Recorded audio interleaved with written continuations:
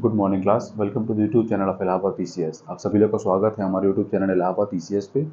आज की क्लास में हमने स्टार्ट किया था महत्वपूर्ण संविधान संशोधन, इंपॉर्टेंट कॉन्स्टिट्यूशनल अमेंडमेंट। उसका हमने पार्ट 1 कवर किया था। आज की क्लास में कवर करेंगे उसके पार्ट 2 को, जो कि इंपॉर्टेंट कॉन्स्टिट्यूशनल अमेंडमेंट क्या है, पार्ट 2। देखिए, इस समय आर की फॉर्म अभी भरी जा रही है 9 नवंबर तक उसका डेट है। अगर जो लोग भी फॉर्म अभी तक नहीं अप्लाई किया हुआ आर का, उसको आप लोग अप्लाई कर लीजिए, क्योंकि 9 नवंबर तक क्या उसकी लास्ट डेट है। इफ़ इन केस अगर एक्सटेंड होती है तो अच्छी बात है, वरना फिर 9 नवंबर तक अपना लास्ट डेट है। तो अभी और अपने 10 दिन बचे हुए हैं। तो चूँकि साइट अभी थोड़ी स्लो चल भी रही है, लेकिन अभी हाल ही में 2 दिन पहले से साइट इसी क्या हो गई, प्रॉपर हो गई है, फंक्शनल हो गई है। तो आप लोग उसको अप्लाई करिए। अच्छी खासी पोस्ट आ रही है, उसमें से क्या करना है, अपने को एक सीट पर सिलेक्शन लेना है। ठीक है, आज की क्लास को हम स्टार्ट करते हैं, जो कि इंपॉर्टेंट कॉन्स्टिट्यूशनल अमेंडमेंट एक्ट है, पार्ट 2। इसमें सारे महत्वपूर्ण संविधान संशोधन है जो कि आपके एग्जाम के लिए इंपॉर्टेंट है। एग्जाम में ये क्वेश्चन हमेशा आते ही आते हैं। लास्ट क्लास में हमने 77th अमेंडमेंट एक्ट तक पढ़ा था। इस क्लास में हम स्टार्ट करेंगे 84th कॉन्स्टिट्यूशनल अमेंडमेंट एक्ट 2001 से। हाँ, 2001 से तो स्टार्ट करेंगे। इस पोर्शन से हमेशा मैच द फॉलोइंग के लिए क्वेश्चन आते हैं, या फिर कभी डिटेल में पूछ लेता है कि फला कॉन्स्टिट्यूशनल अमेंडमेंट एक्ट किस चीज़ रिलेटेड था, आपके पास ऑप्शन दे दिए जाएंगे। ठीक है, तो जो इस देखिए क्वेश्चन होते हैं वो मतलब अपने खराब नहीं होने चाहिए, वो अपने गलत नहीं होने चाहिए, क्योंकि ऐसे सारे क्वेश्चंस बच्चे जितने बच्चे होते हैं वो सबके सब क्या करते हैं, सही करते हैं। तो अपने को किसी से भी कहीं भी पीछे नहीं रहना। ठीक है, कोई रिस्क नहीं लेना है। तो हम लोग सारे इंपॉर्टेंट कॉन्स्टिट्यूशनल अमेंडमेंट एक्ट को देख लेते हैं, और फिर इसके बाद क्लास के बाद कुछ इंपॉर्टेंट टॉपिक की बात करते हैं। ठीक है, चलिए क्लास को स्टार्ट करते हैं। देखिए, फर्स्ट हमारा क्या है, 84th constitutional amendment act of 2001, 2001 का। ये क्या कहता है, ये क्या बताता है कि जो number of seat of Lok Sabha है ना, number of seat of Lok Sabha and state legislative, मतलब कि विधानसभा, इसको सेम रखा जाएगा। इसको कोई भी एक्सटेंशन नहीं दिया जाएगा। कब तक? 2026 तक। 2026 तक इनके नंबर ऑफ सीट्स में कोई भी इंक्रीजमेंट या डिक्रीमेंट नहीं करना है। ठीक, क्योंकि पॉपुलेशन के ऊपर चीज़ें डिपेंड करती हैं। जो भी लोकसभा की सीट होती है या फिर विधानसभा की सीट होती है, पॉपुलेशन के ऊपर डिपेंड करती है। ठीक है, तो कहीं अगर पॉपुलेशन तो कॉन्टिन्यूस बढ़ते ही जा रहा है, तो किसी एक रीजन में पॉपुलेशन ज़्यादा होगा तो वहाँ पे क्या होंगे, रिप्रेजेंटेटिव ज़्यादा हो जाएंगे, तो फिर उस एरिया का पावर ज़्यादा हो जाएगा। तो ये चीज़ क्या हो जाएगा, डिस्क्रिमिनेशन हो सकता है। ठीक है, तो इसमें क्या कहा गया है कि जो सीट्स हैं लोकसभा की और विधानसभा की, उसको अभी सेम रखेंगे, उसको हम लोग कोई एक्सटेंड नहीं करेंगे। कब तक? कम से कम 2026 तक। उसके बाद क्या कहा गया है, no extension allowed for 25 years. तो 25 ईयर्स की बात कब की जा रही है? 2001 में। तो 2001 में जब 25 साल आप जोड़ोगे तो कहाँ तक जाएगा? 2026 तक। तो 2001 में क्या कहा गया है कि नो एक्सटेंशन अलाउड फॉर 25 साल। अगले 25 साल के लिए कोई भी एक्सटेंशन नहीं होगा। अच्छा, ये सारी चीज़ें किसके थ्रू होती हैं? डीलिमिटेशन कमीशन के थ्रू होती है। तो एक बार आप लोग ये देख लीजिए कि डीलिमिटेशन कमीशन जो है ये इंडिया में कब कब बनी है, इसका गठन इंडिया में कब कब हुआ है, इसको देखते हैं, क्योंकि यहाँ से भी क्वेश्चन आपके एग्जाम में आते ही आते हैं। तो देखिए, पहला जो डिलिमिटेशन कमीशन आया था वो आया था 1952 में। ठीक है, इसके बाद अगला आया था 1963 में, उसका अगला आया था 1973 में, और लास्ट वाला आया था 2002 में। ठीक, तो ये 4 बार क्या आया है, डिलिमिटेशन कमीशन इंडिया में अपने इंट्रोड्यूस हुआ है। इसके बाद देखिए कब हुआ है, पहला 1952, दूसरा 1963, तीसरा 1973 और चौथा 2002। तो इसको हमें क्या करना है, याद रखना है। और 2001 वाला संविधान संशोधन क्या कहा था कि अगले 25 साल तक आप विधानसभा के और लोकसभा के सीट को एक्सटेंड नहीं कर सकते हो। जो भी डिलिमिटेशन कमीशन होंगी, जो भी कुछ अलाउ करेगी, तो 2026 में उसको होना होगा, जो सीट्स का वो इंक्रीमेंट होना होगा।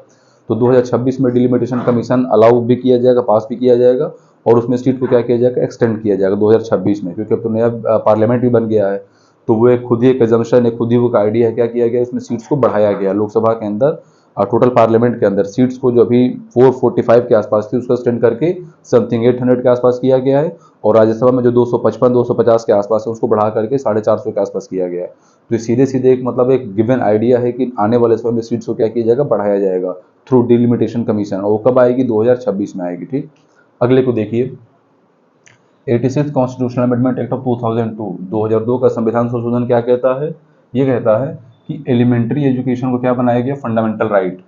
एलिमेंट्री एजुकेशन को क्या बनाया गया था, fundamental right, under article 21A।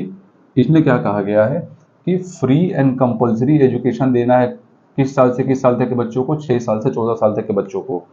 6 साल से लेकर 14 साल के बच्चों को क्या देना है? Free and elementary education and compulsory education. किस आर्टिकल में बात की गई है? आर्टिकल नंबर 21A में, है ना। तो इसको क्या किया गया था, इसको फंडामेंटल राइट घोषित किया गया अंडर आर्टिकल 21A और किस कॉन्स्टिट्यूशनल अमेंडमेंट एक्ट से? 86th कॉन्स्टिट्यूशनल अमेंडमेंट एक्ट से। ठीक है, उसके बाद देखिए सेम उसी चीज को फंडामेंटल ड्यूटी भी ऐड कर दिया गया है। Fundamental duty under article 51A, under article 51 इसमें क्या कहा गया है कि हर गार्जियन का, हर पेरेंट्स का ड्यूटी है, हर गार्जियन का और हर पेरेंट्स का ड्यूटी है अपने बच्चों को एजुकेशन प्रोवाइड कराएं कम से कम 6 साल से लेकर 14 साल के बीच में। ये आपका मतलब मिनिमम है। तो आर्टिकल के अंदर क्या कहा गया, आर्टिकल 21A में free and compulsory education 6 to 14 years of age, और फंडामेंटल ड्यूटी में क्या कहा गया कि हर गार्जियन की जिम्मेदारी है, उनका ड्यूटी है कि अपने बच्चों को एजुकेशन प्रोवाइड कराए जिनकी एज क्या हो 6 साल से लेकर 14 साल तक हो। तो दोनों जगह पे ऐड किया गया, फंडामेंटल राइट में भी और फंडामेंटल ड्यूटी में भी। इसको याद रखना। ये कौन सा आर्टिकल था, कौन सा अमेंडमेंट था, 86 कॉन्स्टिट्यूशनल अमेंडमेंट एक्ट ऑफ 2002। ठीक है, इसके बाद अगला देखिए 89th constitutional amendment act of 2003, 86वां संविधान संशोधन 2003। इसके अंदर क्या बताया गया है, इसमें क्या बताया गया, इसमें बाइफर्केट किया गया कि इसको बाइफर्केट करना मतलब अलग अलग करना है। कोई कमीशन हो उसमें वो कोई कमीशन जो कि किसी चीज़ों को डील करती है, उसको बाद में क्या किया गया, बाइफर्केट मतलब कि डिवाइड कर दिया गया, कि उसी को एक्सटेंड कर दिया गया कि आप ये जो इसकी बॉडी होगी वो इस पर्टिकुलर चीज़ को देखेगी और जो दूसरी बॉडी होगी वो किसी सेकंड पर्टिकुलर चीज़ को देखेगी। तो इसमें क्या कहा गया है, बाइफर्केट किया गया किसको, NCSC को और NCST को, मतलब कि national commission for scheduled caste और national commission for scheduled tribe.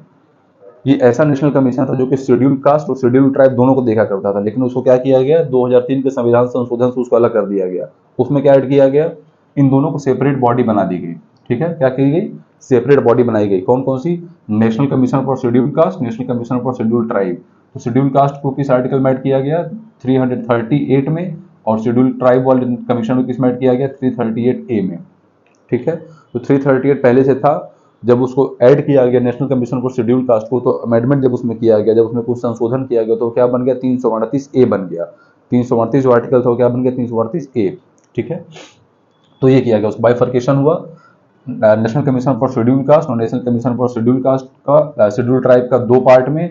NCSC मतलब national commission for scheduled caste article 338 में है, और national commission for scheduled tribe article 338A में है। इन दोनों का क्या हुआ था, बाइफर्केशन हो गया था। कब हुआ था, 2003 में 89वें संविधान संशोधन के थ्रू। इसके बाद अगला टॉपिक को देखिए, अगले संविधान संशोधन को देखिए, 92वां 92nd constitutional amendment act of 2003, 92nd constitutional amendment act of 2003। इसमें क्या बताया गया है, इसमें इंक्लूड किया गया है 4 और लैंग्वेजेस को, 4 और लैंग्वेजेस को। लैंग्वेजेस किसमें आते हैं, अंडर शेड्यूल 8 ऑफिशियल लैंग्वेज जो कि आता है अंडर शेड्यूल 8, उसके अंदर टोटल कितने लैंग्वेज हैं, 22 लैंग्वेज हैं। इसके पहले 18 थे इनके पहले, 2003 के पहले, जब इन चारों को ऐड नहीं किया गया था। तो किसको किसको ऐड किया गया, किस किस लैंग्वेज को कॉन्स्टिट्यूशनल में लैंग्वेज माना गया है, बोडो, डोंगरी, मैथिली और संथाली।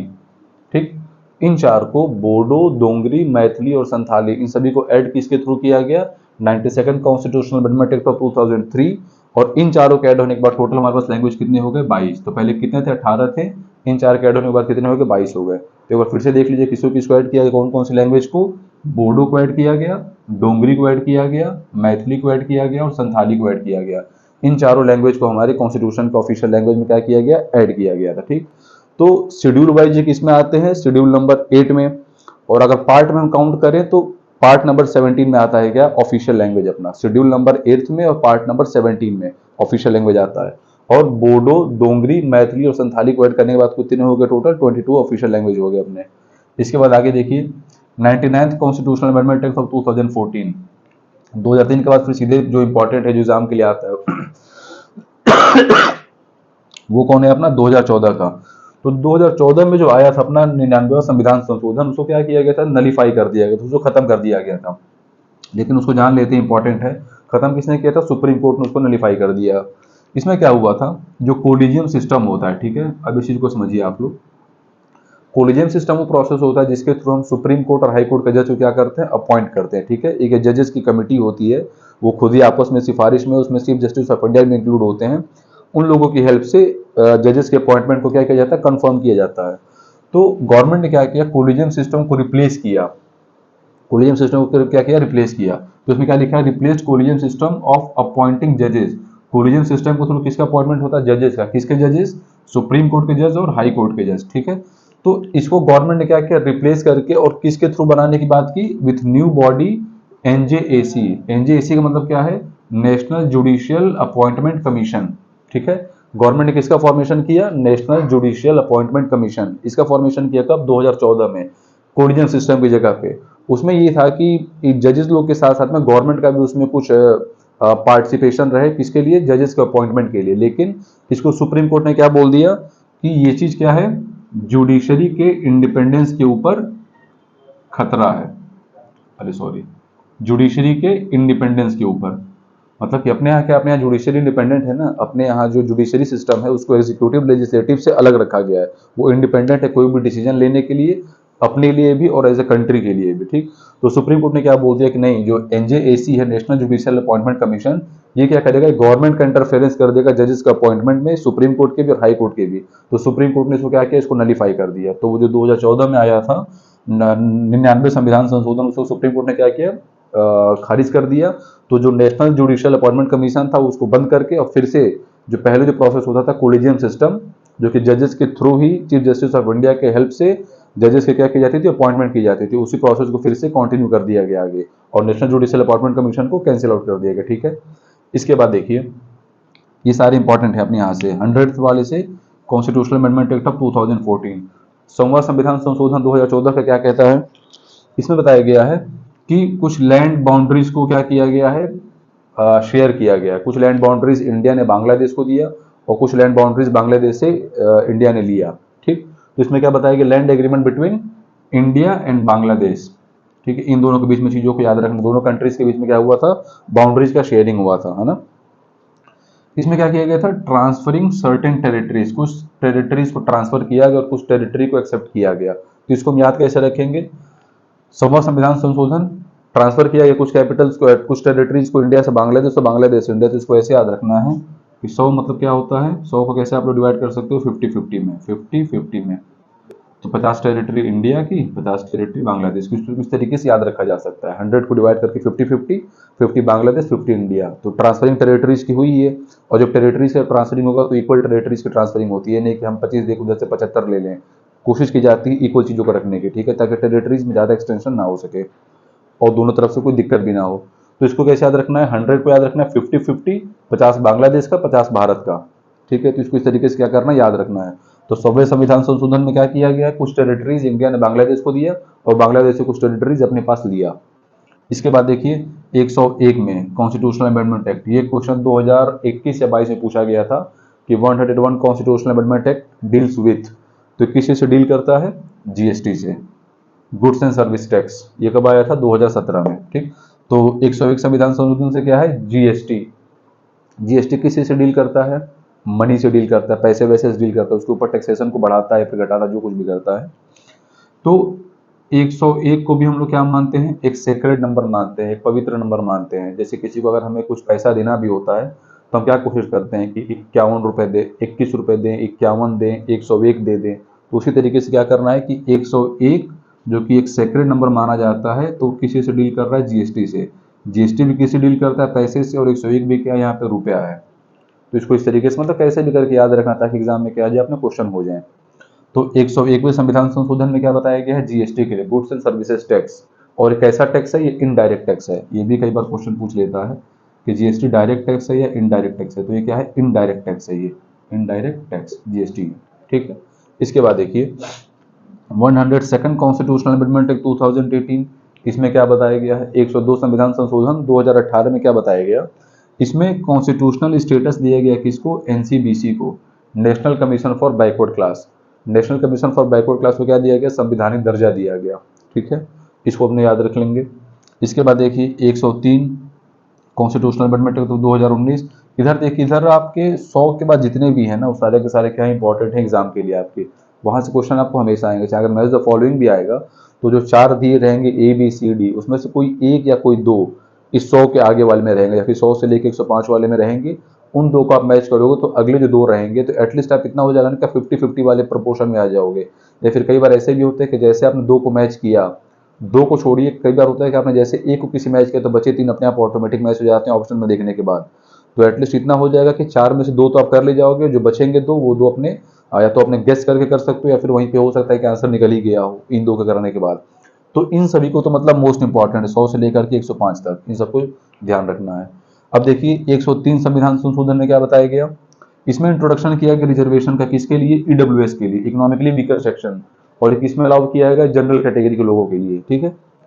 तो इकोनॉमिकली वीकर सेक्शन में कितने परसेंट रिजर्वेशन, 10% रिजर्वेशन की बात की गई है। किस चीज में, पब्लिक इंप्लॉयमेंट में। पब्लिक इंप्लॉयमेंट के अंदर 10% रिजर्वेशन किसको देने की बात की गई है, ईडब्ल्यूएस कैटेगरी वालों को। और ये किसे कैटेगरी, ये ईडब्ल्यूएस वाले कौन होंगे, जनरल कैटेगरी के लोग होंगे, ठीक है। तो इनके लिए किया गया। अब चूंकि जब इस 10% रिजर्वेशन को इसमें एडजस्ट किया गया ईडब्ल्यूएस के लिए, तो इसके लिए हमें क्या करना पड़ा, आर्टिकल नंबर 16 में कई सारे चेंजेस करने पड़े। आर्टिकल नंबर 16 क्या कहता है, राइट अगेंस्ट डिस्क्रिमिनेशन, भेदभाव वाला, ठीक है। तो डिस्क्रिमिनेशन, अब इस वजह से डिस्क्रिमिनेशन क्योंकि अब जैसे 10% किसी को आप इंक्लूड करा रहे हो रिजर्वेशन में, ठीक है, तो मतलब जो ये 16वां वाला है, ई डाउट, एक सेकंड, डिस्क्रिमिनेशन नहीं है ये आपका आएगा EDOUT 14, 15, 16 अपॉर्चुनिटी, हाँ, राइट टू अपॉर्चुनिटी यहाँ पे आएगा, ठीक है, राइट टू अपॉर्चुनिटी। इसका मतलब होता है कि सभी को समानता का अवसर मिले।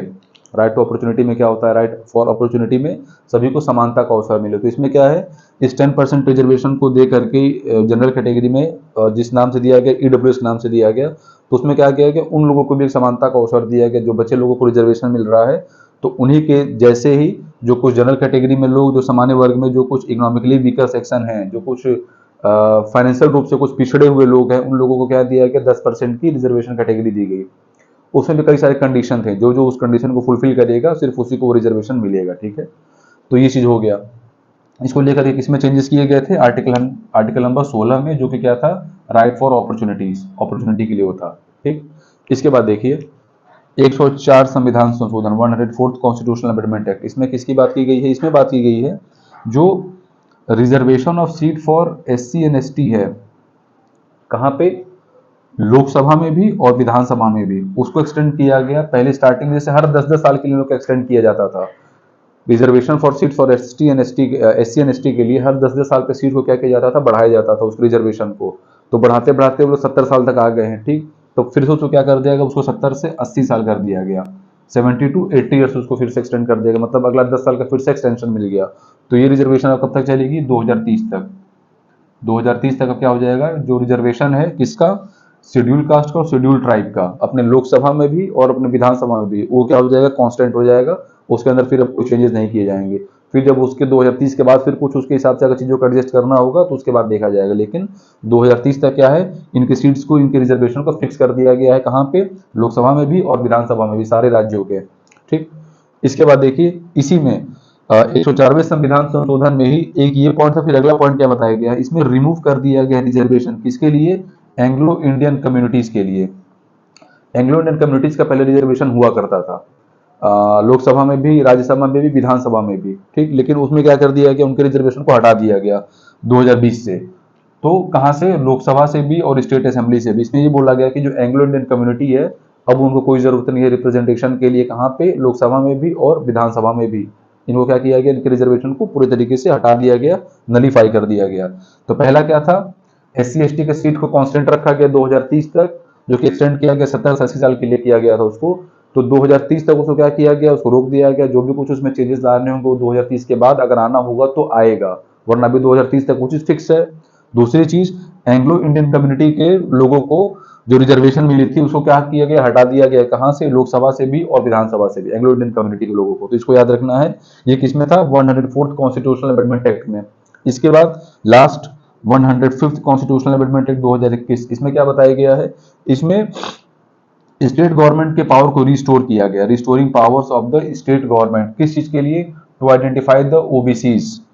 कौन से ओबीसीज, जो कि सोशली एंड एजुकेशनली बैकवर्ड हों। स्टेट गवर्नमेंट को पावर दिया गया, वापस उनके पावर को रिस्टोर किया गया कि आप अपने स्टेट में ओबीसीज को आप आइडेंटिफाई करिए, अदर बैकवर्ड क्लास को आइडेंटिफाई करिए, वो ओबीसी जो कि सोशली मतलब सामाजिक स्तर पे और एजुकेशनली, जो कि शिक्षा के स्तर पे क्या हो, पिछड़े हों, उन लोगों को आप आइडेंटिफाई करिए, उनको ओबीसी का दर्जा दीजिए, और जो कुछ भी बेनिफिशियरी, जो कुछ बेनिफिट्स उनको मिलते हैं उस चीज से उनको क्या कराइए, अवेल कराइए, वो चीज उनको क्या करे, मिले, ठीक। तो ये सारे कुछ अपने महत्वपूर्ण संविधान संशोधन थे जो कि हम लोगों ने देखा 84 से लेकर के और 105 तक, और लास्ट क्लास में हमने देखा था 1 से लेकर के 77 तक, जो कुछ भी इंपॉर्टेंट थे। तो वो सारे पोर्शन और ये सारे पोर्शन दोनों का आपस में मगअप करके इनको अच्छे से ध्यान दे करके इसमें कुछ कुछ बीच में ट्रिक्स को बताई भी गई हैं, उन सभी चीज़ों को देख लेना है। और यहाँ से क्या होते हैं, एग्जाम में अपने क्वेश्चन आते ही आते हैं। ठीक है, एक बार फिर से हम इसकी ब्रीफिंग कर लेते हैं 5 मिनट के अंदर में। तो इसको देखिए, 84th में क्या बताया गया था, number of seat of Lok Sabha and legislative assembly को क्या रखना है, सेम रखना है 2026 तक। इस बात को कब बताया गया है, 2001 में। क्या बोला गया था कि अगले 25 साल तक आप सीट्स को क्या कर सकते हैं, बढ़ा घटा नहीं सकते हैं। और 25 साल कब था, 2026 में। डिलिमिटेशन कमीशन कब कब आया है, देखिए 1952 में, 1963, 1973 और 2002, इस 4 साल, इन 4 बार में क्या आया है, डिलिमिटेशन कमीशन, जो कि सीट्स को हमेशा इंक्रीज करता है। अगला डिलिमिटेशन कमीशन कब आएगा, 2026 में। उसका सबसे बड़ा हिंट क्या है, पार्लियामेंट में सीट्स को लोकसभा के लिए भी राज्यसभा के लिए भी बढ़ाना। इसके बाद देखिए क्या बताया गया है, 86 कॉन्स्टिट्यूशनल अमेंडमेंट एक्ट, इसमें बताया गया कि एलिमेंट्री एजुकेशन को क्या बनाया गया है, फंडामेंटल राइट। इसमें क्या बताया गया, 6 साल से लेकर 14 साल के बच्चों के लिए free and elementary education, compulsory education तो होना ही चाहिए। कौन सा आर्टिकल में इंक्लूड किया गया, आर्टिकल नंबर 21A में इंक्लूड किया गया। इसके बाद उसी चीज को अंडर आर्टिकल 51A उसको क्या बनाया गया, फंडामेंटल ड्यूटी भी बना दिया गया। उसमें क्या बताया गया, हर गार्जियन की ड्यूटी है, हर पेरेंट्स की ड्यूटी है अपने बच्चों को फ्री एंड कंपलसरी, मतलब मैंडेटरी एजुकेशन देना ही देना है। एज उसमें भी सेम वही रखा गया, 6 साल से लेकर के 14 साल तक वाला। तो इसमें क्या हो गया, 86 वाले में फंडामेंटल ड्यूटी भी बनाया गया और फिर उसको फंडामेंटल राइट भी बनाया गया। ठीक है, इसके बाद देखिए 89th कॉन्स्टिट्यूशनल अमेंडमेंट एक्ट में क्या बताया गया है, बाइफर्केट किया गया। पहले कमीशन था, national commission for schedule caste और national commission for schedule tribe, इन दोनों में उस कमीशन को क्या किया गया, बाइफर्केट किया गया। National commission for schedule caste, national commission for schedule tribe, इन दोनों को सेपरेट बॉडी बनाई गई। National commission for schedule caste को रखा गया आर्टिकल नंबर 338 में और national commission for schedule tribe को रखा गया आर्टिकल नंबर 338A में। ठीक, इसके बाद देखिए 92वें संविधान संशोधन, इसमें क्या बताया गया, 4 लैंग्वेजेस को और ऐड किया गया। कौन कौन से 4 लैंग्वेज थे, बोडो, डोंगरी, मैथिली और संथाली। और इन चारों के एडिशन के बाद टोटल अपने पास कितने ऑफिशियल लैंग्वेज हो गए, 22 अपने उसमें, हाँ 22 लैंग्वेज होगा ऑफिशियल लैंग्वेज, जो कि मेंशन है अंडर शेड्यूल नंबर 8 और अंडर पार्ट नंबर 17। इसको हमेशा याद रखना है। इसके बाद देखिए 99th कॉन्स्टिट्यूशनल अमेंडमेंट एक्ट, इसको नलीफाई किया गया। इसमें क्या बोला गया, इसमें गवर्नमेंट ने बोला था कि जो आपका कोलिजियम सिस्टम है, सुप्रीम कोर्ट से बोला गया था कि आपका जो कोलिजियम सिस्टम है, जिससे कि आप लोग हाई कोर्ट और सुप्रीम कोर्ट के जज को अपॉइंट करते हो, उसमें गवर्नमेंट का भी कुछ पार्टिसिपेशन रहना चाहिए। उसके लिए गवर्नमेंट ने रिकमेंडेशन क्या दिया था, NJAC का मतलब कि नेशनल जुडिशियल अपॉइंटमेंट कमीशन। लेकिन उसने जो क्या किया, जो सुप्रीम कोर्ट ने उसको पूरे तरीके से नलीफाई किया और बोला कि ये हमारे इंडिपेंडेंट जो जुडिशरी है, जो स्वतंत्र जुडिशरी है, उसके ऊपर ये क्या करेगा, अफेक्ट करेगा, गवर्नमेंट के इंटरवेंशन उसमें अफेक्ट करेगा। तो उसने NJAC को, नेशनल जुडिशियल अपॉइंटमेंट कमीशन को नलीफाई करके और जो कोलिजियम सिस्टम था उसी से फिर से प्रोसेस को क्या कर दिया, कंटिन्यू करा दिया। ठीक है, तो ये था अपना, ये नलीफाई हो चुका था। फिर 100वां संविधान संशोधन में क्या बताया गया, इसमें लैंड एग्रीमेंट हुआ किसके बीच में, इंडिया के बीच में और बांग्लादेश के बीच में। कुछ टेरिटरी से क्या किया गया, ट्रांसफरिंग किया गया। कुछ टेरिटरी इंडिया ने बांग्लादेश को दिया, कुछ टेरिटरी बांग्लादेश से वापस लिया। ठीक, इसको याद रखना है। फिर देखिए 101 कॉन्स्टिट्यूशनल अमेंडमेंट एक्ट में क्या किया गया है, GST को बताया गया है। ठीक, ये क्या है, एक इनडायरेक्ट टैक्स है। 102वें संविधान संशोधन में क्या बताया गया, 2018 के कॉन्स्टिट्यूशनल स्टेटस दिया गया, किसको दिया गया, NCBC को, national commission for backward class. National commission for backward class को एक संवैधानिक दर्जा दिया गया, एक संवैधानिक पद दिया गया NCBC को। फिर इसके बाद क्या आया, 103 में क्या बताया गया, EWS का इंट्रोडक्शन किया गया है। सामान्य वर्ग के लोगों के लिए 10% का आरक्षण दिया गया है EWS में। ठीक, इसमें क्या किया गया था, कहां पे दिया गया, पब्लिक एम्प्लॉयमेंट में। और इसको एडजस्ट करने के लिए आर्टिकल नंबर 16 में, जो कि क्या करता है, राइट टू अपॉर्चुनिटी, सभी को समानता का अवसर देता है, उसमें कुछ चेंजेस किए गए, तब जाकर के इस रिजर्वेशन को उसमें एडजस्ट किया गया। ठीक है, इसके बाद देखिए 104 संविधान संशोधन, 104th कॉन्स्टिट्यूशनल अमेंडमेंट एक्ट में क्या बताया गया, एंग्लो इंडियंस की जो कम्युनिटी थी, इनके रिजर्वेशन को कैंसिल कर दिया गया। कहाँ पे, लोकसभा में भी और विधानसभा में भी, सारे राज्यों के। तो वहां पे एंग्लो इंडियन कम्युनिटी के रिजर्वेशन को खत्म किया गया और वहीं पे शेड्यूल कास्ट और शेड्यूल ट्राइब के रिजर्वेशन को अगले 10 साल के लिए और क्या किया गया, एक्सटेंड करा दिया गया। तो उसको क्या किया गया, 70 साल से 80 साल तक एक्सटेंड किया गया। इसका मतलब कि 2030 तक वो लोग फिर से क्या हो गए, कांस्टेंट हो गए, मतलब उनके अंदर कोई चेंजेस नहीं लाएंगे। कुछ भी होना होगा तो 2030 के बाद होगा, लेकिन 2030 तक क्या चीजें पूरी तरीके से फिक्स हैं। शेड्यूल कास्ट और शेड्यूल ट्राइब का रिजर्वेशन कहाँ पे, लोकसभा में भी और विधानसभा में भी। ठीक, और देखिए last 105th constitutional amendment act में क्या बताया गया है, स्टेट गवर्नमेंट के पावर को फिर से रिस्टोर किया गया। किस चीज के लिए, कि आप आइडेंटिफाई करिए अपने यहाँ किसको, ओबीसीज को। वो ओबीसीज जो कि सामाजिक रूप से और शिक्षा के रूप से क्या है, बैकवर्ड, पिछड़े वर्ग से हों, तो उनको आप आइडेंटिफाई करिए उनको डिटेक्ट करिए, उनको जो भी बेनिफिट्स मिलने हैं उस बेनिफिट्स को आप उन्हें दीजिए। कुछ और कैटेगरीज हैं जो कि ओबीसी के अंदर नहीं है, लेकिन वो एजुकेशनली और सोशली बैकवर्ड हैं, तो उनको आप ओबीसी कैटेगरी में लीजिए और जो भी बेनिफिट 27% रिजर्वेशन का मिलता है उसमें उनको भी इंक्लूड कराइए। ठीक है, तो ये आज का हमारा क्लास था। तो लास्ट क्लास हम नेक्स्ट अपलोड कर चुके हैं और ये क्लास आज अपलोड हो जाएगी, तो इसको आप लोग अच्छे से देखिए, इस चीज़ को रिवाइज करिए और जो भी एग्जाम अपने आने वाले होंगे उसमें इस पोर्शन से 1 से 2 क्वेश्चन आना तय होता है। ठीक है, अगली क्लास में हमारे मान के चलिए कि हम कोशिश करेंगे कुछ जो मेन लैंडमार्क जजमेंट्स हैं अपने इंडिया में उन सभी को डिस्कस करें, उनके ईयर को डिस्कस करें और उनके अंदर क्या क्या चीज़ें पास की गई थी उसको हम लोग देखें। ठीक है, तो अगली क्लास में मोस्ट प्रोबेबल कल अपलोड कर दी जाएगी कौन सी इंपॉर्टेंट लैंडमार्क जजमेंट, वो भी आपके एग्जाम में हमेशा आता ही आता है। ठीक है, टिल देन जय हिंद जय भारत।